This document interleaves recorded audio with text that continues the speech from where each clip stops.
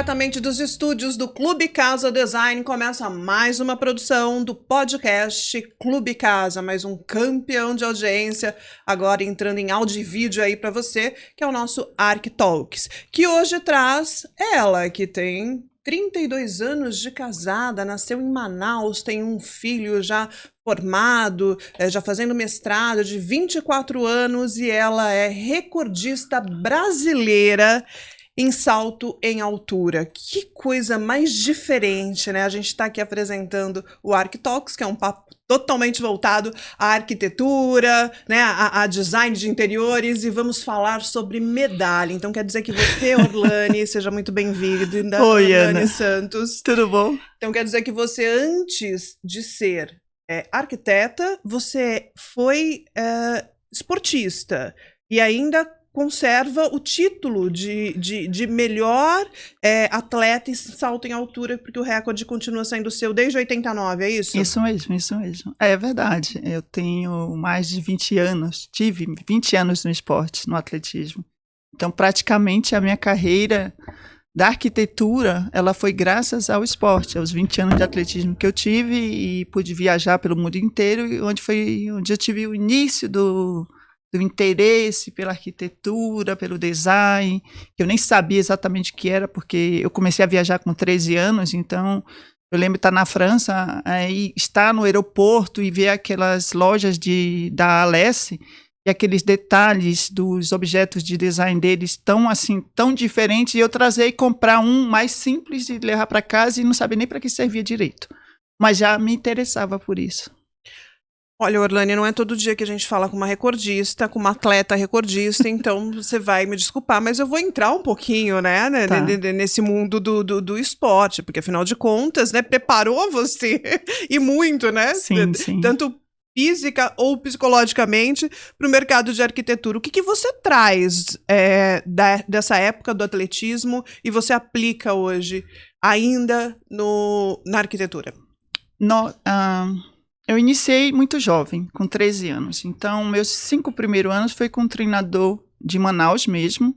E mesmo eu sendo atleta já de São Paulo, eu estava em Manaus ainda. Então, esse treinador ele me deu um início profissional muito bom. Então, tem uma coisa assim que eu lembro sempre que ele falava, tipo assim, sempre primeiro os resultados. Procura sempre os resultados. Os benefícios, os lucros são consequências, né? Então, isso foi uma coisa que eu aprendi. Então, eu sempre procuro trabalhar e desenvolver tudo da melhor maneira possível, focando no resultado, focando no melhor produto que eu possa desenvolver, projeto que eu possa desenvolver, relação com o cliente que eu possa ter, e que o resto seja consequência. E aí é de onde eu interpreto que vai vir um bom relacionamento com o cliente, vai ter uma finalização de projeto super agradável, onde a gente mantém aqueles projetos sendo repetidos, onde eu tenho projetos que eu já fiz há mais de 5 anos. Ano passado mesmo a gente fez 2 projetos com clientes que já trabalharam com a gente há mais de 5 anos. Então, essa rotatividade, ela termina acontecendo porque o trabalho foi bem feito, o cliente gostou de você, ele gostou do trabalho, sentiu confiança e ele termina voltando. Então, isso ajuda, faz parte. Perseverar. O atletismo não tem como você ser um atleta de alto rendimento se você não perseverar. Então, assim, eu já ouvi lojista falando para mim, nossa, Orlane, como você é perseverante.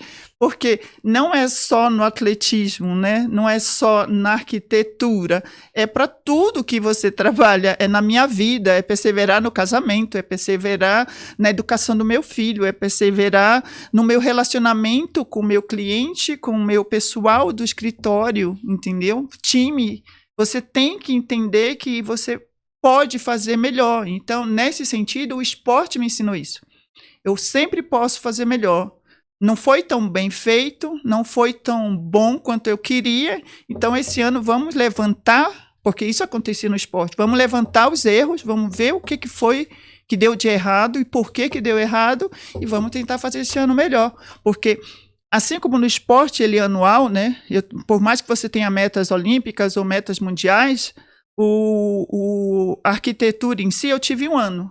Em outubro, normalmente a gente faz uma avaliação para ver como foi esse ano do escritório. E nesse momento a gente define fornecedores que trabalharam bem, fornecedores que não fizeram direito, que a gente vai reavaliar a postura, entender o que aconteceu, a gente reavalia a nossa situação no escritório, onde ele falhou, o que poderia ter sido feito melhor. A gente trabalha com muitos processos, e esses processos, eles vêm do esporte.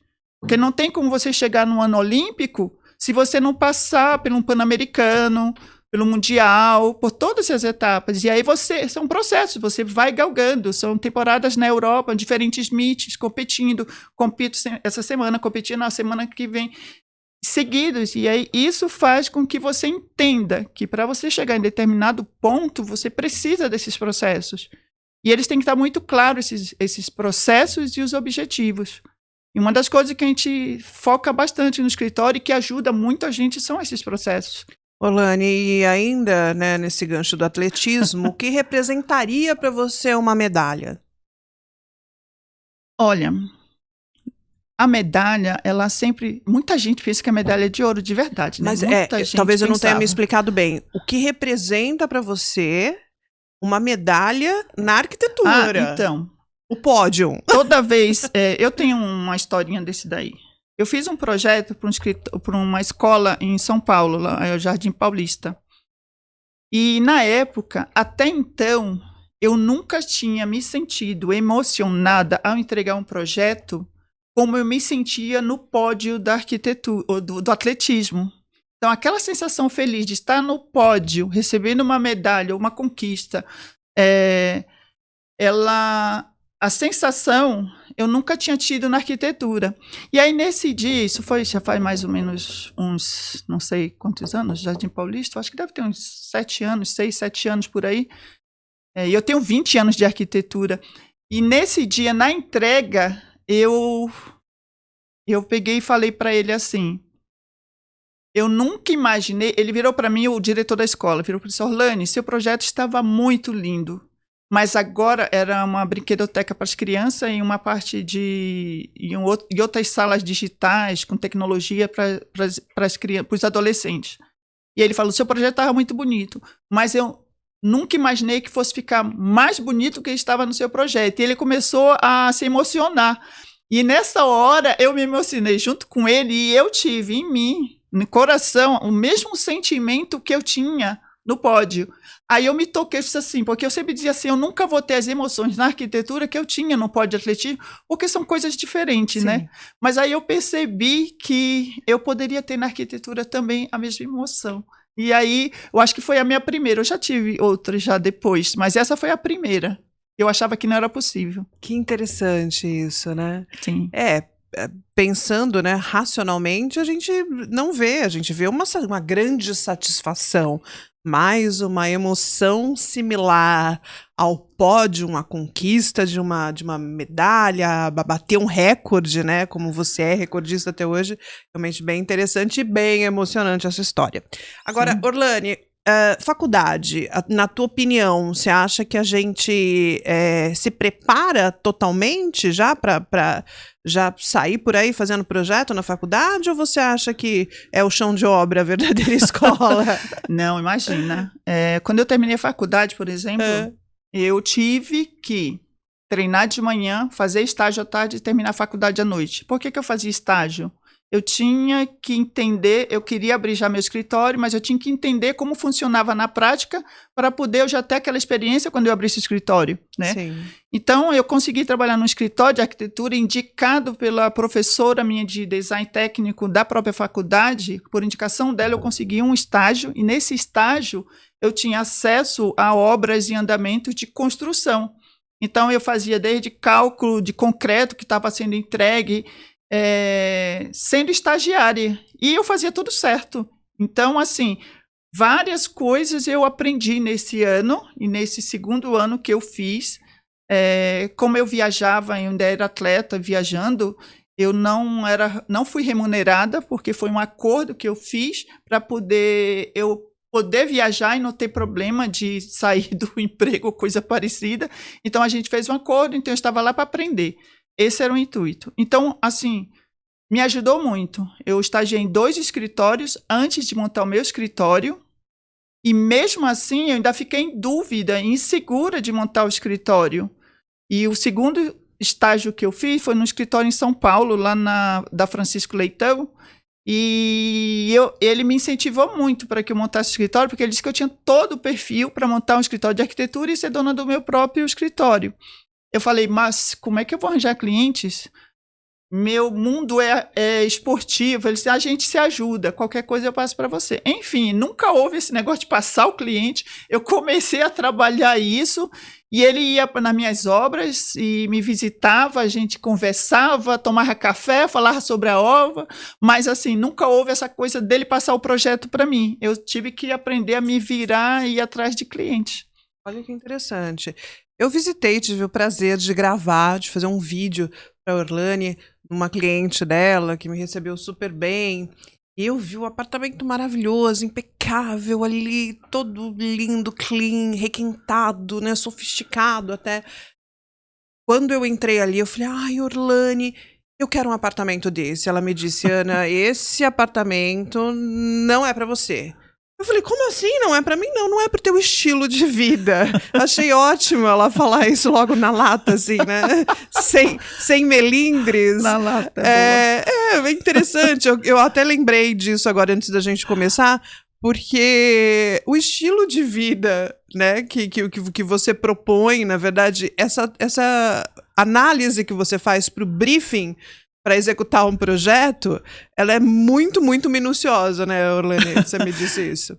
Isso não, eu falei para você, mas normalmente eu falo isso para o cliente, né? Porque eu tenho que falar, eu tenho que ser o mais clara possível, porque ele cria uma expectativa quando vem até um profissional, no meu caso, e você tem que ser o mais clara possível com ele. Então, tipo, quando eu falei aquilo para você, na verdade, você tem um estilo de vida, você tem uma rotina, né? E nessa sua rotina, a tua família está adaptada. Rotina chama 2 cachorros, 2 filhos, um número mãe, de marido, filhos, sai no final de casa. Sai no final de semana direto, né? Ou então estou sempre viajando, cozinho muito, não cozinho, sou vegetariana, entendeu? Então tem várias coisas que determinam como que vai se comportar aquela família naquele ambiente.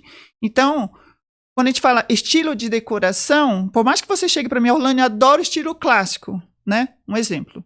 Aí eu vou pegar aquilo que tem do estilo, que significa mais do estilo clássico, verificar a tua rotina e ver como que eu posso adaptar. Porque tem muitas coisas, por exemplo, quem tem criança pequena, tem determinadas coisas que você não consegue colocar nos projetos, né? Você tem que se preocupar com bater a cabeça, por onde ela vai estar passando, na altura que ela vai estar andando, por onde... Ninguém segura uma criança, né? Eu já tive o meu, mas já está nos 24, mas eu tive a fase lá que ele entrou dentro de armário e olhe lá. E olha porque ele era quietinho, né? Mas você tem que pensar em tudo. A usabilidade, né? Quem vai morar ali, como é que você vai usar isso? Sim. Não é só a beleza. Não é só a estética, não é só o que tem de mais moderno, o que tem mais de tecnológico no mercado. É verificar exatamente o que é possível, o que tem no mercado de tecnologia, de modernidade, de tendência, e que serve para a Ana ou que serve para este cliente que quer tudo isso, mas tem um estilo de vida X ou Y. Já que você falou de tecnologia, como é que você vê essa tecnologia aí chegando, a realidade virtual, o metaverso? Tem vários arquitetos já que eu conheço, inclusive gravei no escritório virtual outro dia, achei o máximo, fiz essa experiência, essa imersão com óculos e tal, né? Achei fantástico, mas como é que você vê essa chegada aí? É avassaladora do metaverso, né, que na verdade já está, né, não está chegando, né, já está, mas vem crescendo no teu mercado de arquitetura. Eu acho que é o caminho, né? Não tem o que discutir. A tendência é essa, o mercado digital, o metaverso. O metaverso é um passo que o Mark Zuckerberg deu e que já estava acontecendo, e se ele não tivesse dado, ele poderia ter ficado para trás, porque alguém ia dar na frente dele. Essa é a verdade. Mas o nosso escritório ele já trabalha com óculos digital desde 2014. É mesmo? Desde 2014 a gente já tem as experiências no óculos, Para adentrar o projeto. De diferentes formatos, desde para ele ver só o 360, desde para ele andar nos ambientes. Olha, que interessante. O que a gente faz a diferença é tipo assim, tem clientes que são extremamente visuais, desculpa, totalmente visual. Então, nesse caso do visual, que você sabe que ele precisa visualizar o projeto, entender o recorte, entender que a pia tem o centímetro lá para descer, para poder ter área molhada, esse cliente a gente aplica o óculos. Não faz diferença dentro do nosso projeto, a gente verifica as necessidades. A gente tem diferentes ferramentas, e essas ferramentas elas são utilizadas de acordo com a necessidade de cada cliente. Então, tipo, você não vai pagar mais nem a menos, mas é de acordo com a necessidade. Assim como a gente tem, o projeto tem marcenaria, então tem que detalhar marcenaria, então é necessário. O projeto não tem marcenaria, então não precisa do detalhamento da marcenaria. De onde vem a maioria dos seus clientes? Vem de boca a boca, a forte indicação, marketing ativo, que eu sei que você trabalha bem o teu Instagram. Indicação. Ainda é muito indicação. Eu gostaria que fosse mais digital. Ano passado, faz uns 3 anos que começou a vir mais pela internet. Pessoas visitam o site, conseguem visualizar o trabalho e tudo mais, né? E entrar em contato. Mas a indicação ainda é muito forte. Mas mesmo quando vem por indicação, isso eu vivo dizendo... Porque eu conheço muitos arquitetos ainda, né, que eles são um pouquinho mais, né, o arquiteto raiz, né, mais a moda antiga, então ele fala, não preciso, eu sou conhecida, é boca a boca, já atendi diversos clientes, então quanto maior a tua carteira, né, mais chances de recomendações de clientes que já passaram pelo teu escritório você tem. Mas isso não quer dizer que você não deva considerar o universo paralelo, que é o universo virtual, né? Que é um mundo digital, porque mesmo o cliente, a moda antiga, que vai confiar na recomendação do amigo, que diz que arquiteto é mais ou menos como médico, ele vai recorrer às suas redes sociais, se não ele, o filho dele. Se não ele, a esposa, né, a neta. Olha, pai, eu vi ali aquela arquiteta que teve aqui em casa, realmente, ela manda muito bem, vi lá no meu Instagram, né? Eu achei super bacana. Você tem que ter um repertório também no digital, não só no offline, né, Orlane? A gente tem, sim, isso daí em 2014, eu acho, ou 2013, eu não lembro. Eu fiz um curso em Firenze, de arquitetura, e foram 10 dias de projetos trabalhando com o Simone Micheli, que é um arquiteto renomado, futurista, tem uns projetos extremamente futuristas, e lá eu não vou dizer que eu aprendi, mas eu vou dizer que eu reforçou e eu descobri que marketing é 50% do trabalho. Não adianta eu trabalhar, desenvolver os meus projetos. Isso eu digo para todo mundo, eu digo para os meus amigos arquitetos, para todo mundo. Não adianta eu desenvolver meus projetos, digo no meu escritório para as meninas, para o pessoal que trabalha. Não adianta vocês se matarem de trabalhar se eu não tiver 50% de marketing. Marketing é 50%. Porque a nossa vida de trabalho ela é que nem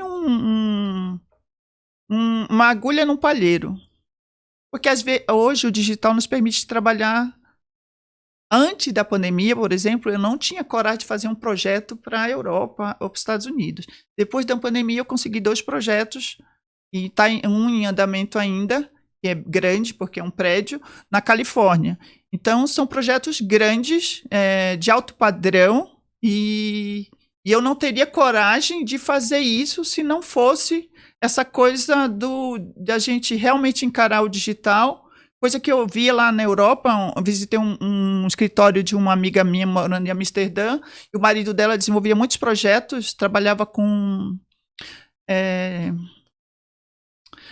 tecnologia, né? Tecnologia de informação? De software. Não, desenvolvimento de software com a Austrália, com os Estados Unidos, com diversos lugares. E o escritório dele não era tão grande assim. Se fosse ver o tamanho de 2 salas normais aqui, nosso padrão do Brasil, 2,33, devia dar uns 70 metros quadrados. E ele funcionava para o mundo inteiro. Então, eu ficava tentando entender por que a gente não consegue fazer isso. E aqui no Brasil, naquela época, tinha pessoas que já faziam isso, mas era um escritório de portes muito grande, com muita estrutura. Então, eu não conseguia me imaginar eu com meu porte, tipo 3, 4, 5 pessoas trabalhando e conseguir fazer esse tipo de coisa. E a gente fez e deu super certo. O projeto ficou muito bacana. A gente depois criou mais o anexo da casa, porque lá na Califórnia está dando muito certo essa coisa de você construir os anexos e alugar para o Airbnb. Então, isso ajudou. Aí a gente está fazendo um prédio, mas tudo voltado para decoração, tudo para a parte de design de interiores, tudo voltado para o layout, para como vender essa imagem do prédio, já que é para o Airbnb, entendeu? Então, essa coisa do digital já impulsionou. Aí você estava falando do metaverso. Hoje eu tenho uma bonequinha que é do Estúdio Osa, que era para aparecer comigo, né? Ela aparece mais ou menos comigo, né? E ela entra ela entra nas lojas. Eu estava dizendo para as meninas, né? Ela só ainda não comprou algumas marcas. O meu avatar, ela entra na loja do Dior, a gente já comprou coisas da Nike, entendeu? Então, você consegue viajar e ela está sempre tentando dar essa pegada digital dentro das nossas publicações, dentro do nosso Instagram, dentro do nosso blog. A gente tem um blog Lifestyle. Então, daquela época lá do curso, eu compreendi que a gente precisa. Então, hoje nós temos, que eu apresentei para você, a Lid, ela trabalha com nossa parte de marketing, ela que faz isso. Então, a gente tem reuniões. Então, do mesmo jeito que eu tento trabalhar, por um lado, com arquitetura, eu também trabalho com a parte do marketing também. E como arquiteto, o que você mais gosta de fazer? Complicou, porque eu gosto de tudo. Uma vez eu perguntei para uma amiga minha, quando eu estava me formando, disse, o que você gosta mais? Ela disse, não gosto disso, não gosto disso. Eu disse, você gosta de arquitetura, pelo menos? Eu falei, porque eu gosto de tudo dentro da arquitetura. Tem momentos que são... E eu acho que é isso que mais me atrai. Eu gosto dessa mistura toda, estar no escritório desenvolvendo projeto, estar no escritório em reunião falando sobre materiais novos, estar no escritório fazendo pesquisa sobre produtos que foram lançados para tentar entender se aquele produto viabiliza ou não para nós aqui no nosso mercado. Aí quando eu falo no Brasil. Tá na obra, discutindo o projeto, está na obra visitando o cliente, está gravando nossos vídeos dentro lá das nossas obras, momentos que a gente viajar, conhecer. Eu gosto de todas as partes. Eu gosto de estar com o cliente fazendo a compra. Tem escritórios que eles contratam pessoas para fazer a produção ou a ambientação. O nosso escritório faz. É uma das partes, a nossa cereja do bolo. É uma das partes que eu mais gosto. Então, assim, eu gosto de todas as partes da arquitetura. Tem momentos que não pode ser, e a gente sempre fala, entrou o projeto, ele tem um momento de projeto, depois ele vai entrar na linha de orçamentos, aí depois ele vai entrar na linha no cronograma para iniciar a obra, e aquele projeto ele começa a andar. Ele entra dentro de um fluxo que a gente fala, está redondo, ele entrou no fluxo normal. Né? E aí entra outro projeto e assim vai. Então, cada momento eu estou vivendo uma situação diferente dentro desse meu universo arquitetura. Sim. E o vínculo com o cliente, ele ajuda na criação do projeto, em ser ainda mais assertiva?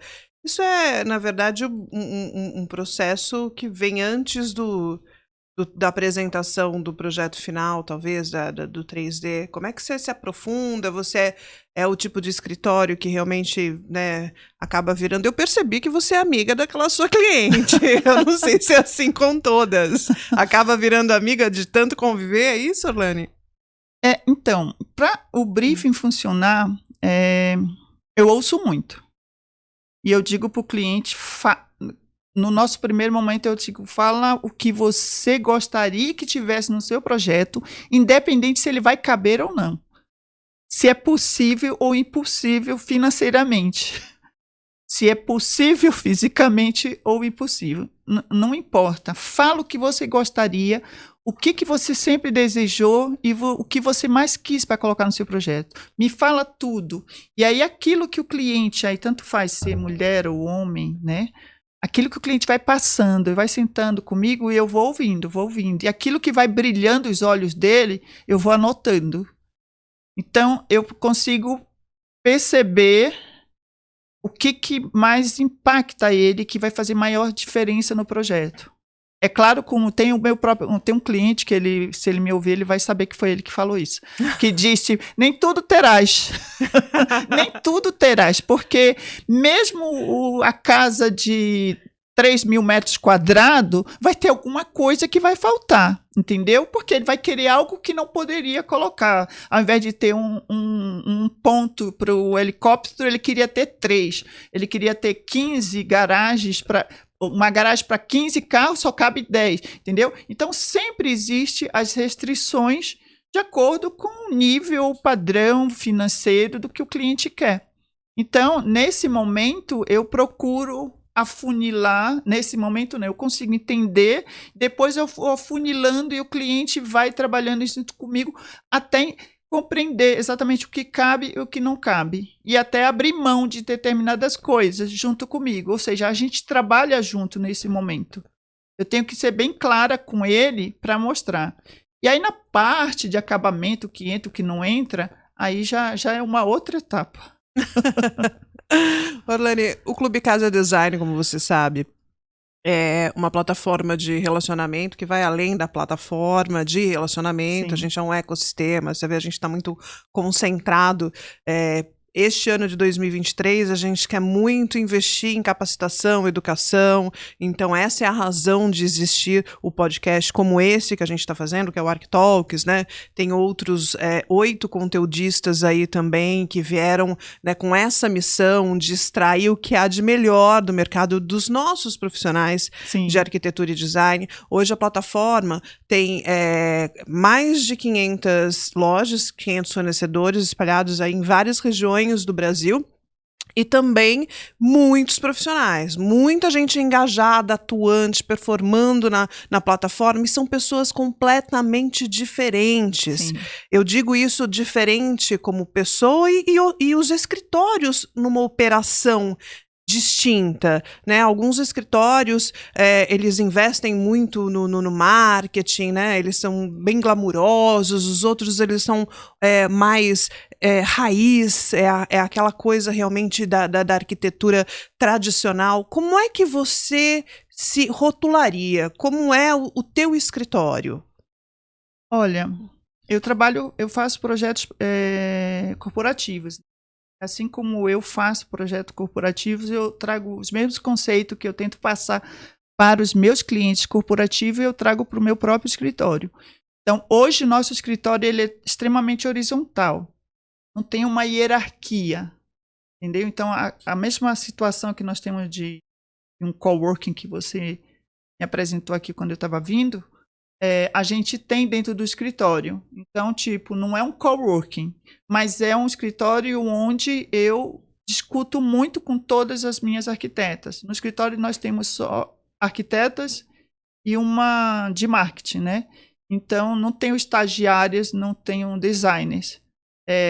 Então, a gente discute muito horizontalmente. Como eu falei, os meus processos ajudam para que meus arquitetos aprendam para que eles mesmos possam chegar no momento a tomar decisões e não depender de mim.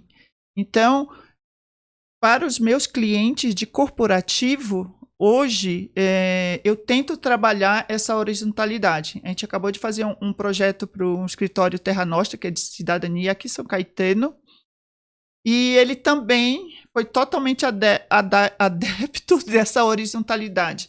Ou seja, não tinha que haver uma sala para cada diretor, e eram 3 diretores, não tinha que haver uma sala para cada diretor. Então, você vai conversando e tentando buscar aquela coisa lá do Vale do Silício, onde a produtividade e o resultado é o melhor.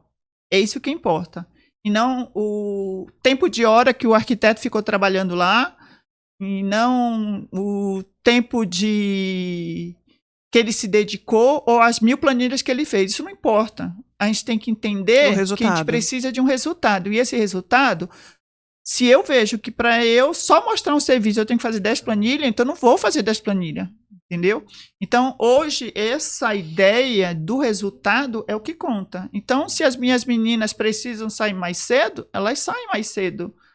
Se elas precisam ir no médico, elas vão. Mas quando a gente precisa, que já aconteceu outras vezes, a gente passar 3...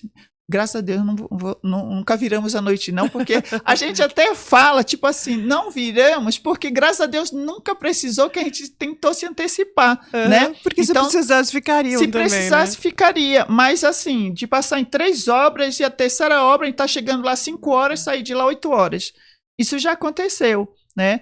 Ou de precisar ficar lá esperando os fornecedores na obra, e aí nesse momento o fornecedor não chega e termina demorando. Quando você vê, deu 6 horas, ele não chegou e você tem que continuar lá esperando. Então, são tipos de coisas que o dia a dia vai fazendo com que cada uma delas entenda que esse é o nosso mundo do arquiteto.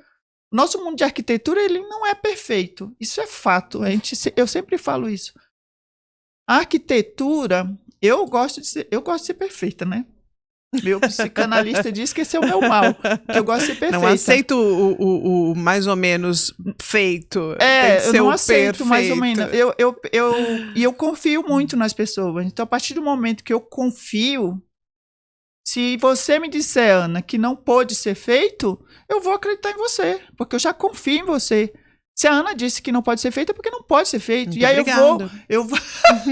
eu vou te defender a todo custo, entendeu? Sim. Porque o tempo de convivência e graças aos nossos processos e padrões, a gente conseguiu chegar no nível dessa forma, onde eu tento trabalhar com que cada uma seja autônoma nesses momentos de autogestão total, porque quanto mais eu tirar de mim, melhor, porque não dá para o negócio ficar só dentro da minha cabeça. Centralizadora não cola, né? Você que acaba não crescendo e não tendo vida, né? Porque você é arquiteta / mãe / esposa, né? Sim, então, sim. Você realmente precisa que as pessoas, né, estejam alinhadas àquilo que você quer e que exista essa autogestão para que você tenha mais tempo de criar, porque eu acho que esse é o grande lance. E você sabe que essa foi uma das maiores dificuldades que eu tive quando eu saí do atletismo,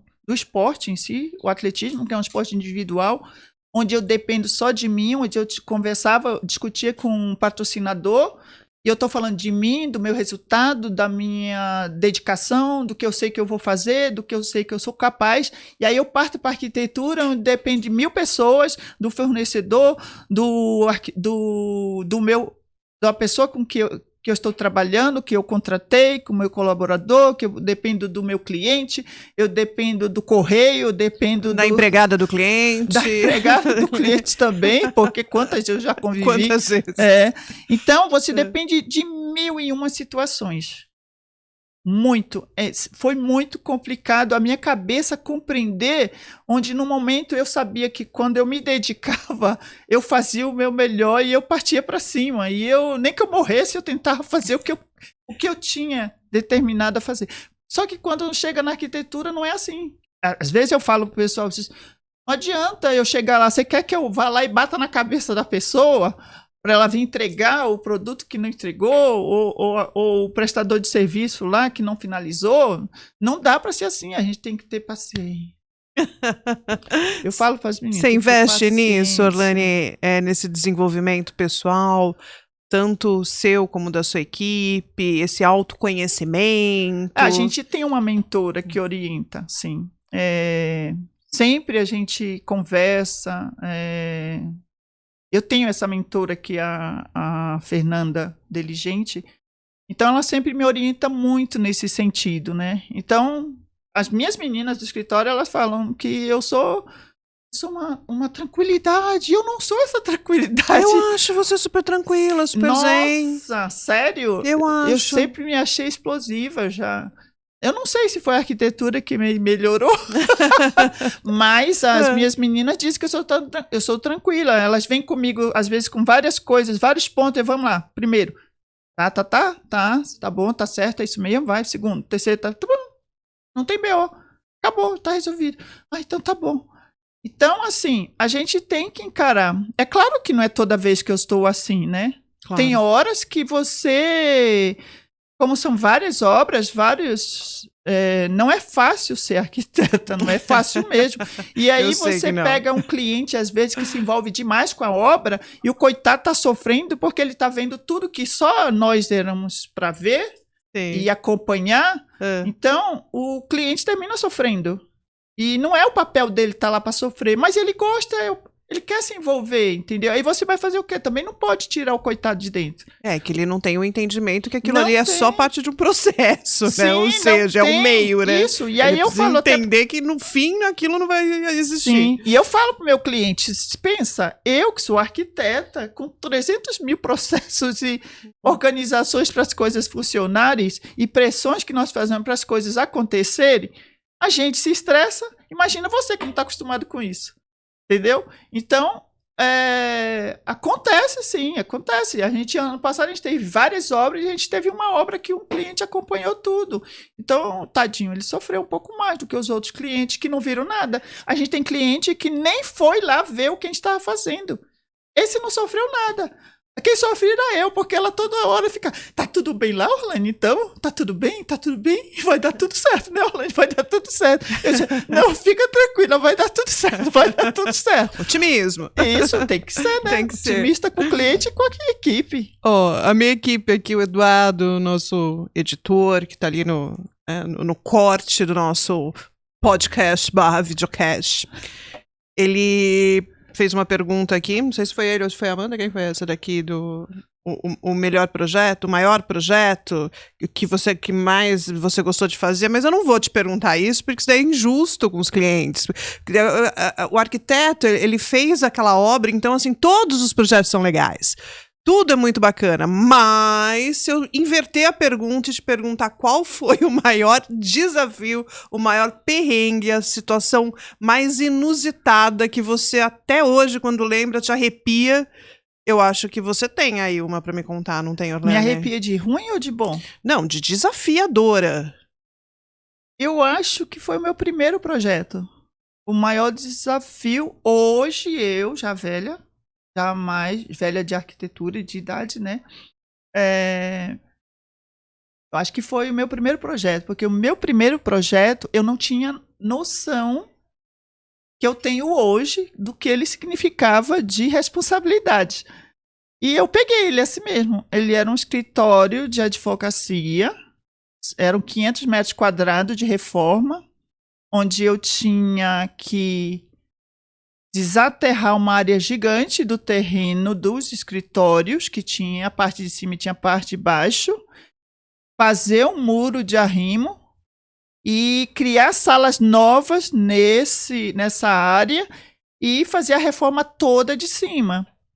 E foram 6 meses de obra, se eu não me engano. Então, assim, hoje, quando eu penso que lá na época estava chovendo, eu ficava em casa assim, ai meu Deus do céu, tomara que não chova. Porque na hora que você vai tirar essa terra toda, eu tenho uma noção muito boa de estrutura, mas eu não me arrisco a determinar sem um laudo técnico. Ainda mais a terra com chuva, ela tem uma outra proporção. Mesmo naquela época, sendo novata na área, eu tive que, mas eu até falo isso para minhas arquitetas, antes de você me perguntar, me traz a solução, e aí eu te digo se essa solução está boa ou não, se está correta ou não. Porque eu fazia isso. Então, antes de eu perguntar para alguém, eu pensava numa solução. E assim eu fazia pergunta. Eu pensei em tal coisa, o que você acha? E aí, na época, eu tinha pensado em desaterrar a cada 3 metros e deixar aquele barranco aqui no meio para poder eu abrir, criar as colunas, montar a viga e para poder não mexer com a terra que está do meu vizinho, né? Aí, nisso, isso foi o que eu pensei. Aí eu fui falar com o engenheiro, blá, blá, blá, que ele veio na obra e tal. Falou, não, Orlane, vamos para segurar a cada 2 metros. Eu, tá bom, tá ótimo. Ou seja, meu raciocínio não estava não estava errado. Mas ele, por ser engenheiro, que a gente fala sempre, né? Engenheiro ele quer aumentar tudo de estrutura, né? Se ele pudesse, ele gastava tudo, o dinheiro da obra só em estrutura, para ter certeza que o segurança negócio tinta forte, vai né? acabar. Mas não, o cálculo estrutural já determina, né? Que foi o caso que nós fizemos, né? Mas, ou seja, esse tipo de coisa, eu acho que foi o meu maior desafio.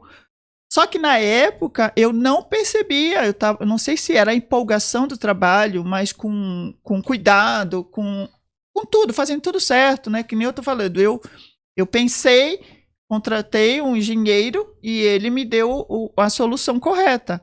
Hoje eu não faço nada nas minhas obras sem nada que seja. Se eu vou furar uma laje, eu vou ter que ter um laudo técnico. Eu não dou lá. Eu posso dar meu laudo técnico, mas eu não dou laudo técnico. Porque não é a minha parte. Eu sou arquiteta de interiores, né? É isso.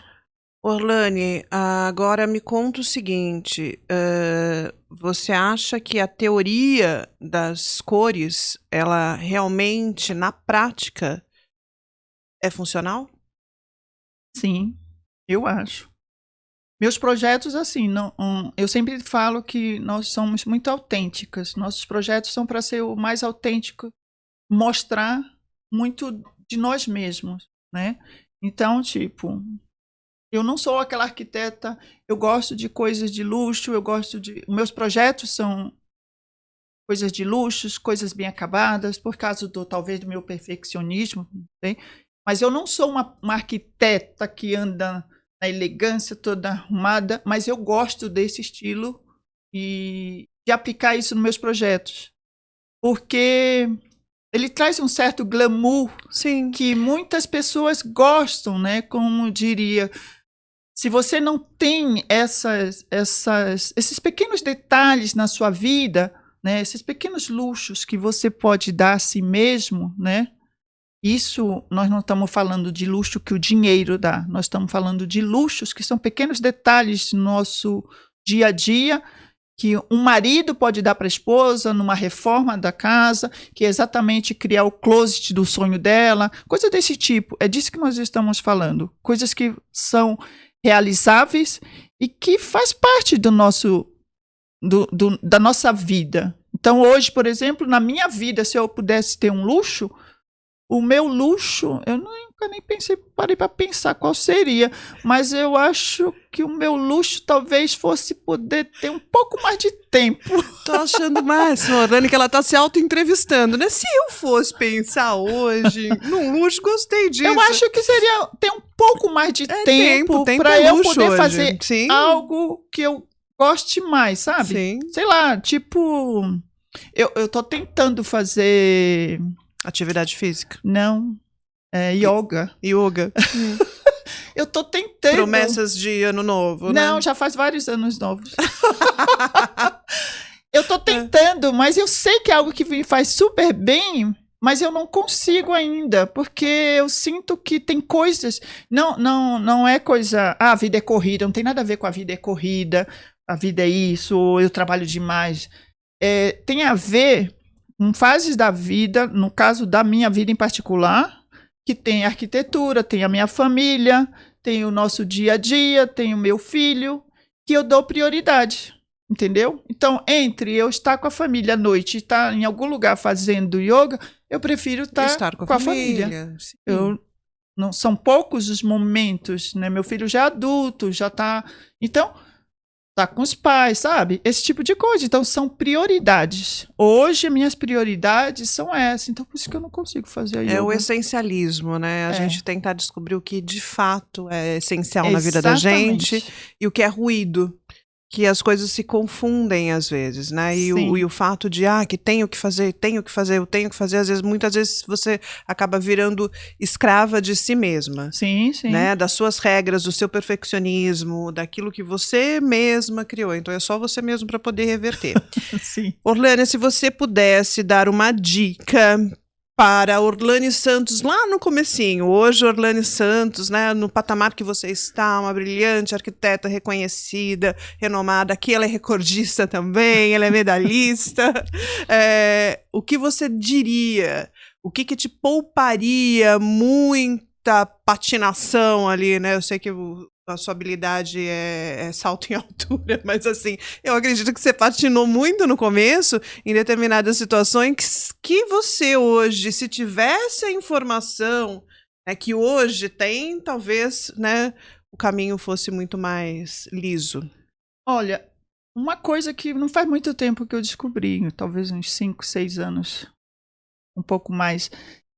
Talvez se, quando eu fosse mais jovem, eu soubesse que os valores das outras pessoas, ou o mau caratismo, ou a falta de valores das outras pessoas não me dizem respeito, eu acho que lá atrás... Que é sobre elas, né? Não sobre você. São sobre elas, não são sobre mim. Isso teria me ajudado mais. Isso é uma busca constante. Essa é uma evolução que a gente tem que buscar sempre. O entendimento, que às vezes é o entender. Hoje, graças à internet, a gente tem acesso a tanto conteúdo edificante, né? Conteúdo que você vai consumindo e que você percebe que aquilo, poxa, né, deu um estalo, falou, né, ligou um fiozinho no outro ali, te conectou com algo bacana, e aí faz com que você se sinta melhor. Esses dias, eu até falei isso, escrevi isso a respeito disso, que a raiva é uma punição que você dá pelo erro, que você dá em você pelo erro dos outros. Sim. Então você não tem controle nenhum, né, do que está acontecendo no externo. Você só tem controle no interno. Sim, como você vai receber, né, essa situação toda e como isso, né, vai ser resolvido entre você e o seu sentimento. Sim. É que quando eu comecei a viajar e ficar sozinha muito cedo. Então, eu, com uns 13 anos, já viajava. Fiquei fora muito tempo. Então, assim, teve coisas que eu tive que aprender sozinha. Passei natais fora de casa, essas coisas. Então, assim, não foi fácil.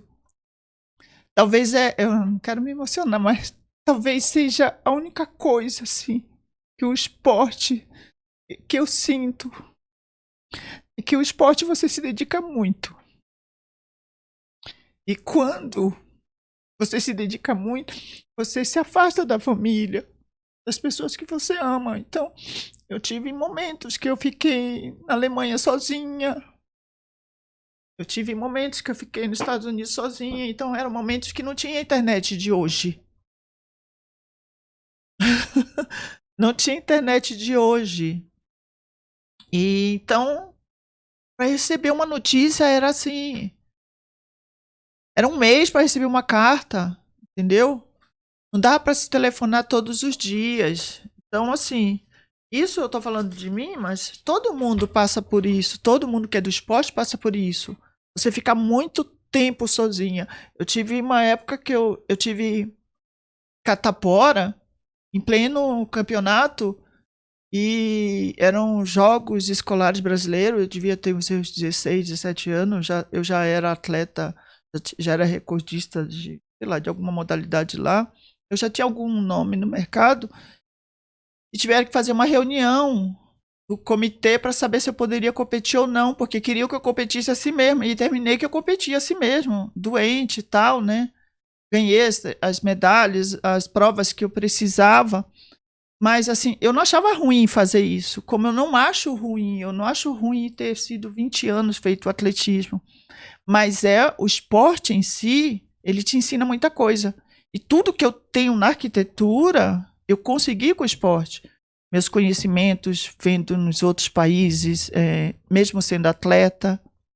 Então, tudo isso eu consegui através do esporte. As pessoas já sabiam que eu fazia arquitetura, então pessoas, quando eu ia para os meetings, pessoas que me conheciam, ela está fazendo arquitetura, então ela quer ser arquiteta. As pessoas me davam presentes relacionados à área. Olha, isso aqui você vai gostar. Olha, eu vou te levar na primeira casa do Le Corbusier, o primeiro projeto do Le Corbusier, eu visitei, porque descobriram que eu fazia arquitetura e me levaram, você precisa ver esse projeto, esse é o primeiro projeto do Le Corbusier, me levaram para ver conjuntos de plantas, de projetos modernos, me deram, coisas assim, que fazia diferença.